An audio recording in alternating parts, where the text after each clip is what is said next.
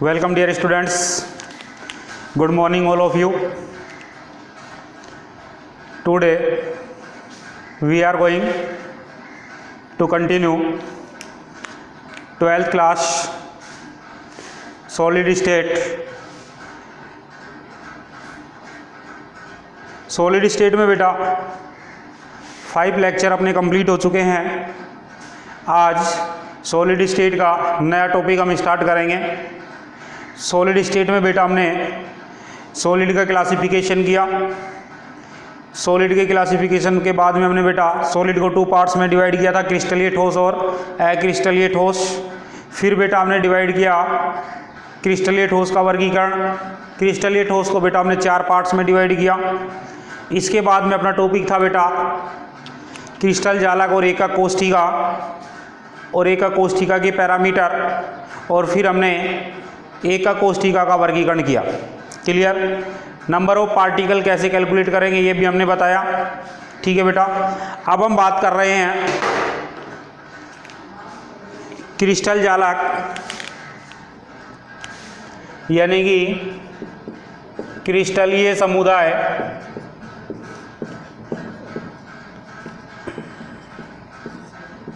व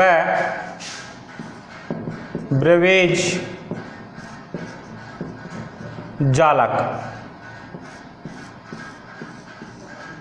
ठीक है बेटा, हमारे पास जो एकक कोष्ठिका के पैरामीटर्स आए उन पैरामीटर्स के अकॉर्डिंग हमने क्रिस्टल जालक के अंतर्गत 7 क्रिस्टलीय समुदाय निर्धारित किए। कितने क्रिस्टलीय समुदाय निर्धारित किए? 7 क्रिस्टलीय समुदाय निर्धारित किए। और बेटा इन 7 क्रिस्टलीय समुदाय में, क्रिस्टलीय समुदाय तो हमारे पास कितने हैं? 7 क्रिस्टलीय समुदाय में ब्रेवेज नामक वैज्ञानिक जो है इसने 14 लैटिस का निर्धारण किया, जिनको हम बोलते हैं ब्रेवेज जालक। तो बेटा अपने से पूछेगा क्रिस्टलीय समुदाय कितने हैं, तब हम कहेंगे क्रिस्टलीय समुदाय 7 हैं। हमसे बात करेगा ब्रेवेज जालकों की संख्या कितनी है, तब हम कहेंगे बेटा ब्रेवेज जालक जो हैं ये 14 है। ब्रेवेज जालक कितने बेटा? 14। क्लियर? हम बेटा देखें 7 क्रिस्टलीय समुदाय कौन कौन से हैं।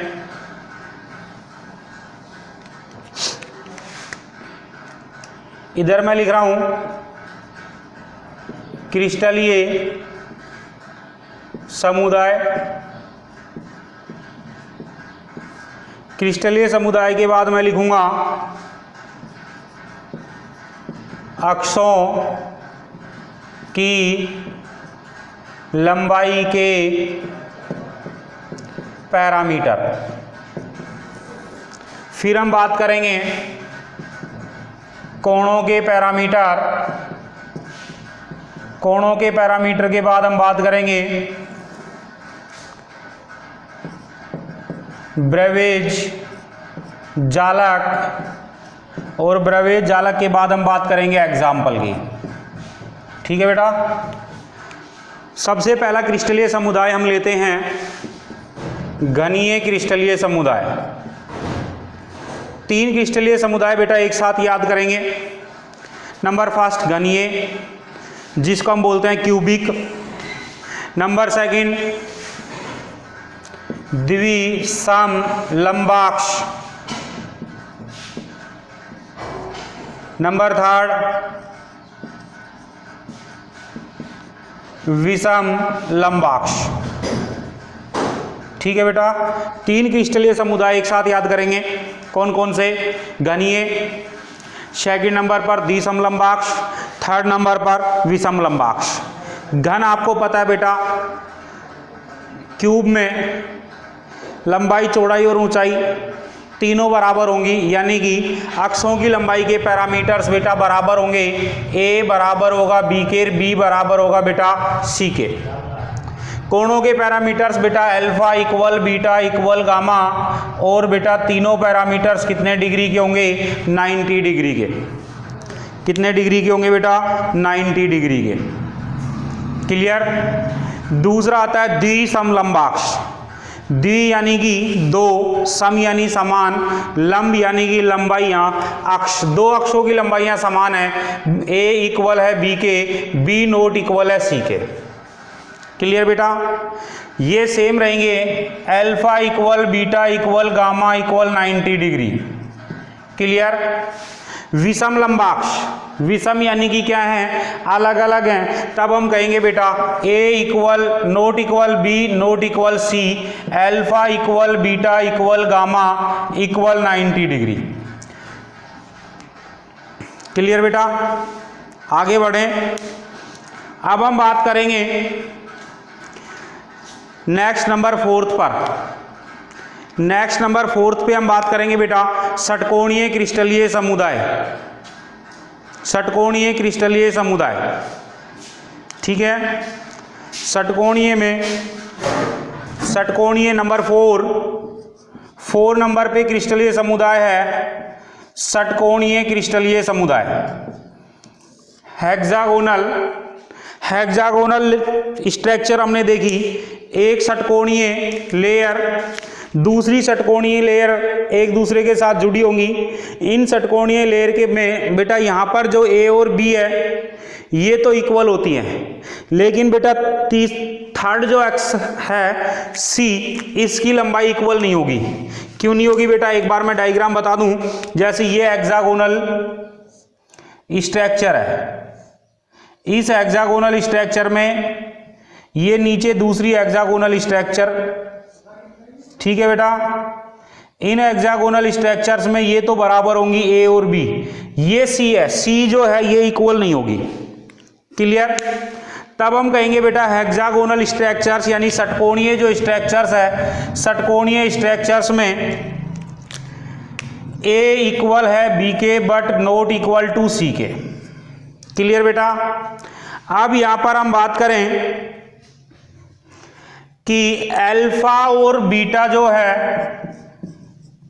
ये 90 डिग्री के हैं, लेकिन गामा बेटा 120 डिग्री का होगा। ये हेक्सागोनल लेयर, ठीक है, नीचे सेकंड हेक्सागोनल लेयर, तो ये जो एंगल बनेगा ए यानी कि अल्फा बीटा ये गामा, तो बेटा ये अल्फा 90 डिग्री बीटा 90 डिग्री, लेकिन गामा जो है 120 डिग्री का रहेगा। क्लियर? फोर्थ लैटिस लेंगे बेटा हम। फोर्थ सिस्टम होगा अपने पास में, 4 सिस्टम हो गए। फर्स्ट घनीय, सेकंड द्विसमलंबाक्ष, थर्ड विषमलंबाक्ष और फोर्थ हमने लिया षटकोणीय। क्लियर बेटा? अब हम बात करें नंबर 5।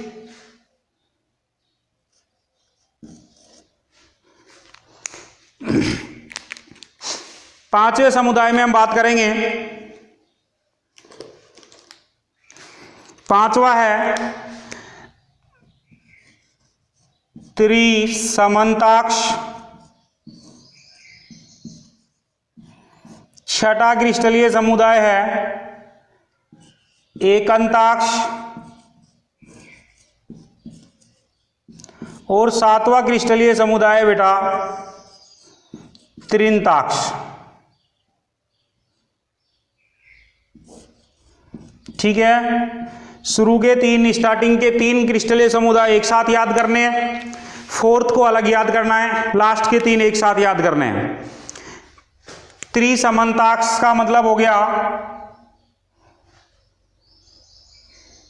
थोड़ा सा गैप ले लें,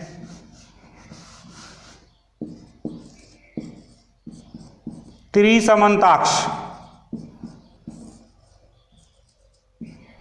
3 अक्ष समान है बेटा, a equal b equal c, alpha equal beta equal gamma not equal to 90। देखिए बेटा फर्स्ट और फिफ्थ में डिफरेंट क्या है? फर्स्ट में एंगल्स 90 डिग्री के थे, बट यहाँ नॉट इक्वल टू 9, इक्वल हैं लेकिन 90 के इक्वल नहीं है। क्लियर? फिर हमारे पास आता है बेटा नेक्स्ट नंबर 6 एकंताक्ष। ए नॉट इक्वल बी के नॉट इक्वल सी के, ठीक है बेटा, ए बी और सी तीनों एक्स जो है लंबाई में इक्वल नहीं होंगी, डिफरेंट होंगी। Alpha equal gamma equal 90 degree, beta not equal to 90 degree. और लास्ट समुदाय बचता है त्रिंताक्ष।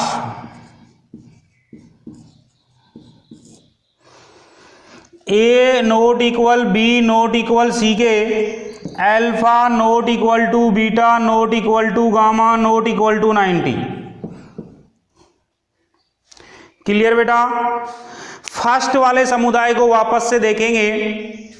फर्स्ट समुदाय बेटा पैरामीटर्स इक्वल हैं, मीन्स पूर्णतः सम्मित समुदाय अपने से पूछ लिया जाए, कंप्लीटली सिमेट्रिकल समुदाय अपने से पूछा जाए, तब हम कहेंगे बेटा फर्स्ट वाला है पूर्णतः सम्मित समुदाय कौन सा है। और बेटा पूर्णतः असम्मित समुदाय की बात करें तब हम कहेंगे लास्ट वाला है कंप्लीटली सिमेट्रिकल। फर्स्ट है घनीय, कंप्लीटली अनसिमेट्रिकल, लास्ट वाला है हमारे पास कौन सा, त्रिंताक्ष। क्लियर बेटा। अब हम बात करेंगे ब्रेवेज जालक। ब्रेवेज जालक में बेटा घनीय में 3, फिर 2 द्विसम लंबाक्ष में, विषम लंबाक्ष में 4, 3 2 4 1 1 2 1। 3 का मतलब हो गया SCC BCC FCC। 2 में बेटा SCC और BCC। 4 में चारों आ जाएंगे SCC BCC FCC और EC। 1 में SCC, 1 में SCC, 2 में SCC और EC। ध्यान रखना बेटा यहाँ कंटिन्यू करना है, लेकिन यहाँ पे कंटिन्यू नहीं करना है। बाकी सब में हमने जैसे ये 2 थे कंटिन्यू लिया, पहले नंबर पर SCC दूसरे पर BCC, लेकिन यहाँ 2 हैं एक अंताक्ष। एक अंताक्ष में BCC ना होके क्या है EC और बेटा SCC। क्लियर। ब्रेवेज जालक काउंट करो बेटा, टोटल 14 हो गए कि नहीं हुए। 3 2 4 1 1 2 1 3 2 6 4 10 11 12 14 15।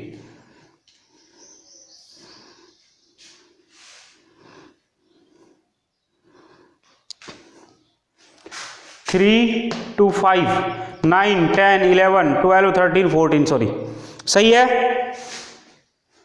वापस काउंट करके देख लें 14 है कि नहीं है। क्लियर। एग्जाम्पल पे आए बेटा, देखें NaCl जो है,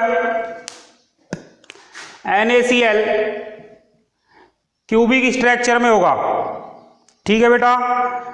फिर हम बात कर लें कॉपर Au Ag भी क्यूबिक स्ट्रक्चर में होंगे। ठीक है। फिर हम कह दें ZnS जो है ये भी क्यूबिक स्ट्रक्चर में होगा। ठीक है। एक बेटा डायमंड क्यूबिक स्ट्रक्चर में है। फिर हम बात करें द्विसम लंबाक्ष, एक तो बेटा व्हाइट टिन स्टोन SnO2, ठीक है, TiO2 द्विसम लंबाक्ष है। ठीक है।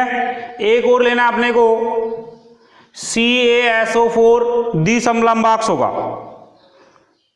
ठीक है बेटा।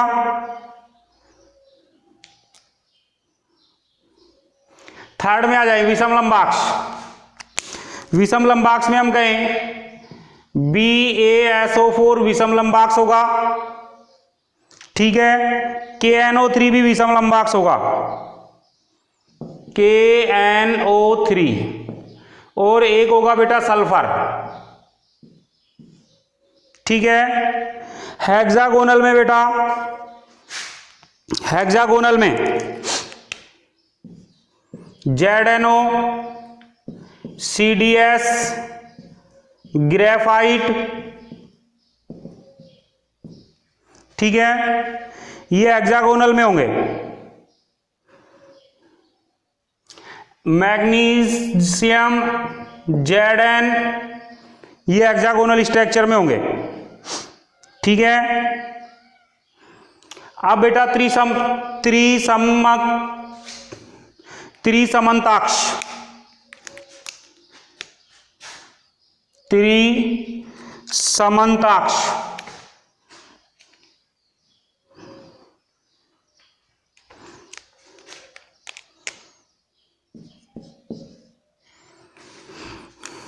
त्रिसमंताक्ष की बात करें तो त्रिसमंताक्ष में एक तो होगा CaCO3, कैल्साइट बोलते हैं बेटा, ठीक है। एक होगा बेटा HGS, इसको सिनेवार भी बोलते हैं, ठीक है बेटा।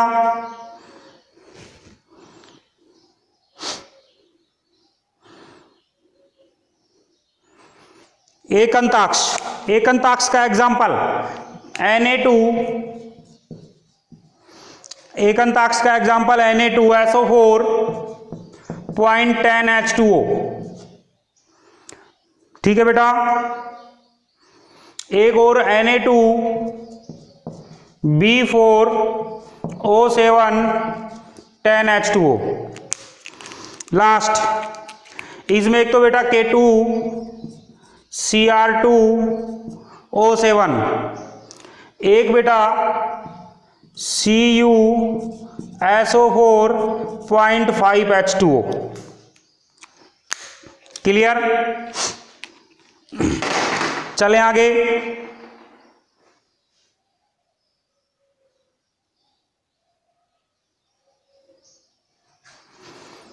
Next topic,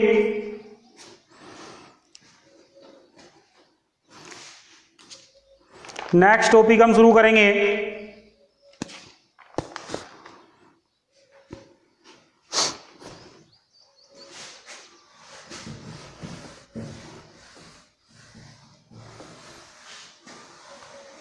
निबिड़ संकुलन।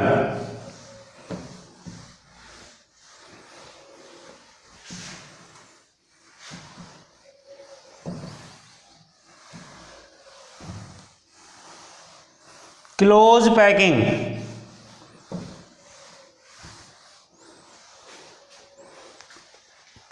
ठीक है बेटा।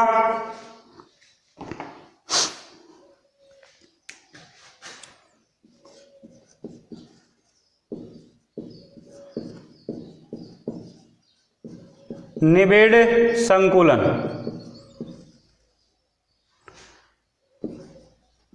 Close packing. निबिड़ संकुलन का मतलब क्या बेटा? हम किसी भी क्रिस्टल का निर्माण करेंगे तो ये निर्माण होगा बेटा अवयवी कणों से। किससे होगा बेटा? अवयवी कणों से। अवयवी कण के रूप में हम परमाणु, अणु या आयन कुछ भी ले सकते हैं बेटा, ठीक है। अब हम बात करेंगे कि अवयवी कण जो हैं, इन अवयवी कणों को गोलाकार मानते हुए इस तरीके से व्यवस्थित किया जाए कि इनके मध्य रिक्त स्थान तो न्यूनतम रहे। रिक्त स्थान क्या रहे बेटा? न्यूनतम, जिससे घनत्व अधिकतम हो जाए और स्थायित्व भी बेटा क्या रहे? अधिकतम रहे। क्लियर? इस प्रकार की जो व्यवस्था होती है, इस व्यवस्था को हम बोलेंगे क्लोज पैकिंग, निबिड़ संकुलन। डेफिनेशन क्या हुई? क्रिस्टल के निर्माण में भाग ले रहे अवयवी कणों को गोलाकार मानते हुए इस प्रकार से व्यवस्थित किया जाए कि इनके मध्य रिक्त स्थान न्यूनतम हो तथा घनत्व अधिकतम एवं स्थायित्व भी अधिकतम रहे। इस व्यवस्था को हम कहेंगे, इस व्यवस्था को क्लोज पैकिंग निबिड़ संकुलन कहते हैं। क्लियर? निबिड़ संकुलन बेटा हमारे पास 3 प्रकार का होगा। एक हम पढ़ेंगे एक विमीय निबिड़ संकुलन,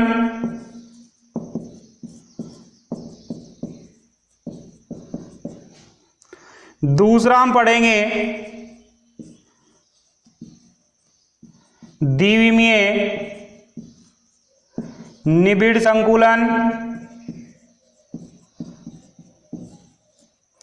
और तीसरा हम पढ़ेंगे त्रिविमीय निबिड़ संकुलन। ठीक है बेटा? क्लोज पैकिंग हम कितने तरीके से पढ़ेंगे बेटा? 3 तरीके से। एक विमीय निबिड़ संकुलन, जब अवयवी कण केवल एक अक्ष पर व्यवस्थित किए जाएं, अवयवी कण केवल एक अक्ष पर व्यवस्थित किए जाएं, तब इसे हम एक विमीय निबिड़ संकुलन कहते हैं। ठीक है बेटा? जब अवयवी कण 2 अक्षों पर व्यवस्थित किए जाएं, तब हम इसे द्विविमीय निबिड़ संकुलन कहेंगे। और यदि अवयवी कणों को 3 अक्षों पर व्यवस्थित किया जाए, तब हम इसको त्रिविमीय निबिड़ संकुलन कहेंगे। एक अक्ष का मतलब हो गया बेटा, ये एक एक्स अक्ष है, इस पर अवयवी कणों को व्यवस्थित कर दें हम, तो ये एक विमीय निबिड़ संकुलन हो गया। एक विमीय निबिड़ संकुलन में प्रयुक्त पैरामीटर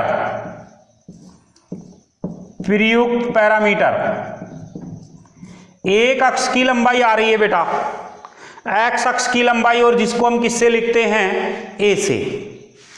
यानी कि एक विमीय निबिड़ संकुलन में एक पैरामीटर यूज हो रहा है, ए। द्विविमीय निबिड़ संकुलन का मतलब हो गया बेटा, गोलाकार अवयवी कणों को 2 अक्षों पर रखेंगे। ठीक है? 2 अक्षों पर रखेंगे तो एक प्लेन प्राप्त होगा बेटा, एक समतल प्राप्त होगा। ठीक है? और समतल संरचना आएगी, तब हम कहेंगे इसमें 2 अक्षों के पैरामीटर काम में आ रहे हैं, लंबाइयों के, एक ए और एक बी। एक पैरामीटर और हो रहा है, यूज में हुआ। कौन सा पैरामीटर? इनके बीच का एंगल। तो यहां प्रयुक्त पैरामीटर ए, बी, और ए और बी के बीच कोण कौन सा था बेटा? गामा। क्लियर? 3 अक्षों पर निर्धारित करेंगे तो बेटा 3 अक्षों पर एक्स अक्ष, वाई अक्ष, जेड अक्ष, तीनों पर निर्धारण करेंगे। प्रयुक्त पैरामीटर तीनों हो गए, ए, बी, सी, अल्फा, बीटा, गामा। तो बेटा प्रयुक्त पैरामीटर त्रिविमीय में ए, बी, सी, अल्फा, बीटा और गामा, सारे पैरामीटर यूज हो रहे हैं। क्लियर? चलें आगे। देखो बेटा, क्लोज पैकिंग कितने प्रकार से की हमने? 3 प्रकार से। एक विमीय, द्विविमीय, त्रिविमीय। ठीक है? अब क्लोज पैकिंग में बेटा एक डेफिनेशन और आएगी हमारे पास। हम कहेंगे समन्वय संख्या।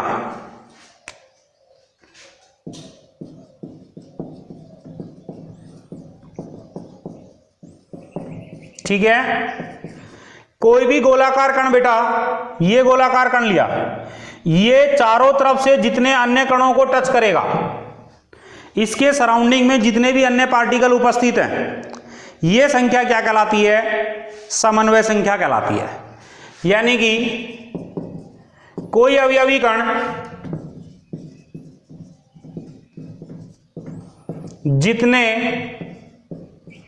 जितनी संख्या में अन्य अवयवी कणों को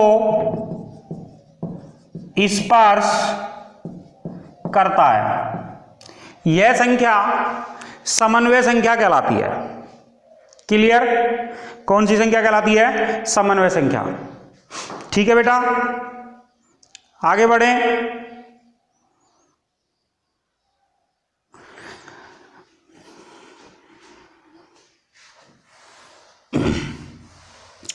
अब हम बात करेंगे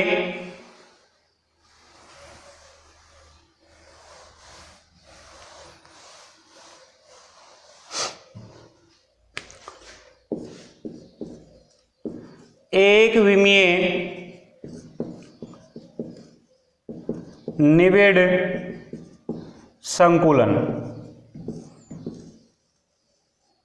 फर्स्ट पॉइंट हमने लिया बेटा, निबिड़ संकुलन 3 प्रकार से पढ़ा। पहला हमने लिया एक विमीय निबिड़ संकुलन। एक विमीय निबिड़ संकुलन में हम कहेंगे